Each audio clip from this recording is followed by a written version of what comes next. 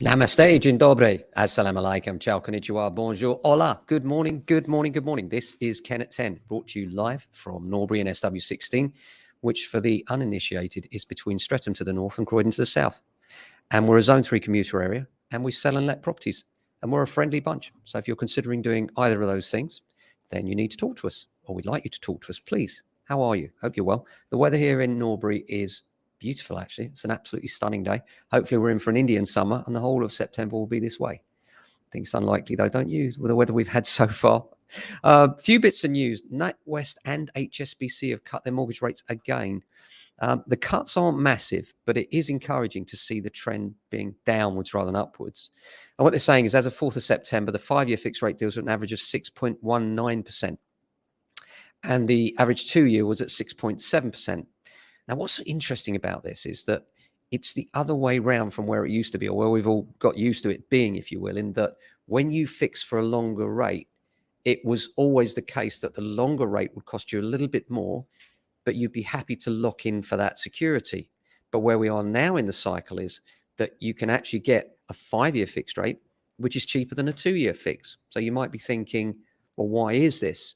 And the answer is that the swap rates, that is the projections that money markets make for the future of interest rates, suggest that 2 years from now, interest rates will be lower than they are right now. So when they look at 5-year fixes, they're thinking that the margins are bigger. So therefore, they can afford to loan you money at a lower rate for a 5-year fix because they're anticipating that rates will be lower. So the good news is that even the money markets think rates are coming down, but they're not coming down overnight. It looks like we're in this thing for a while yet. And that's why there's a difference between the 2-year and 5-year rates.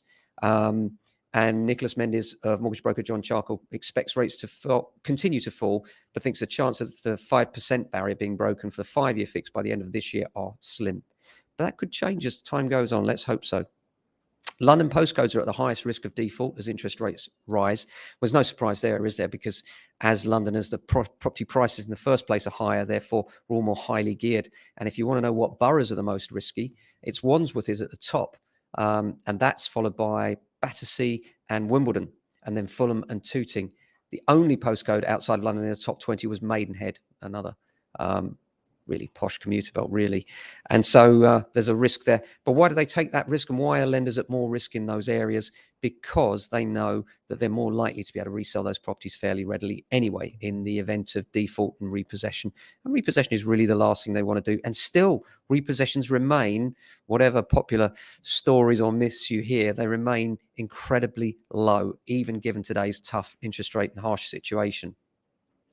Now, another interesting story I saw today, and I hope this doesn't develop, is about leaseholders facing bills for RAAC. This is that concrete that's closed down our schools, and that's a disgrace on its own, isn't it? The fact that these schools are being closed down and that our children will put at risk by these things, by the government saying, yeah, we'll kick that one into the long grass. Hello, children's lives are at risk here. And now they're talking about ex-council properties suffering the same fate. Well, with this RAAC, if it's found to be in the buildings, they're now saying that it could be another Grenfell type thing where leaseholders have got to find massive money. I hope it's wrong, but a little bit scary. John Lewis is facing, you may remember that the government were talking about these large companies taking over the professionalization of the landlord market and rentals. And John Lewis was one of the first companies to jump in and say, we're going to get involved with this. And now it follows that actually it doesn't look like it's quite as profitable or as easy as they expected. And if you look at the numbers, they say that the John Lewis scheme would be worth £183 million, but on present day values would cost £240 million to carry out. So there's no viable business plan for a business case for it, is there, if it's going to cost you substantially more than you're going to get back? So interesting to see that, and it'll be interesting to see what John Lewis does about it. But as usual, as you all know, if you watch this show regularly, being the champion of the small landlord and believing that the small landlord plays a significant role in this area, I think the government have done a terrible thing by trying to step over or tread on the small landlord, as it seems they've done in many cases. Buy-to-let yields are climbing across the country. There's no real surprise here with a lot of the smaller landlords moving out and the big guys not moving in. And renters are facing financial pressure despite the rent rises. And of course, the rate rises. And of course, what they're saying there is that whilst homeowners can go to their mortgagees and possibly get some sort of moratorium like interest-only payments or perhaps extend their term, renters don't have that luxury and therefore are struggling. And that's no surprise either in today's market, is it? UK timeshare owners are trapped in unfair contracts. Well, they always were. I mean, whoever thought timeshare was a good idea? I don't know anyone that's glad they got into a timeshare. Be careful out there, folks. Don't do timeshare. It's bad for you. They should have really warnings on the packs like they do with cigarettes, shouldn't they? Warning, you're about to enter into a dodgy contract. But people still do it. Some people are happy with it, I understand. But from what I've seen, mostly it seems to be run by some very unsalubrious characters. Apart from that, busy day today on valuations. Got an interesting one with a shop today. Always interesting to see a commercial premises. Had a client of ours call up today, a client's family member, asking advice on the sale of their property. And they made an offer on another property. And what's happened is that the other offer, the agent was all kind of, oh yeah, well, if you make this offer, then maybe it'll be accepted. They made the offer. They've heard nothing from the agent, can't reach them. And then digging deeper, what I discover is that actually this person's property isn't under offer. And what the agent should have done was really owned it, been honest with them and said, look, I'll be cards on the table. If you're not under offer, client's not going to take you seriously. Instead of that, they're just avoiding their calls.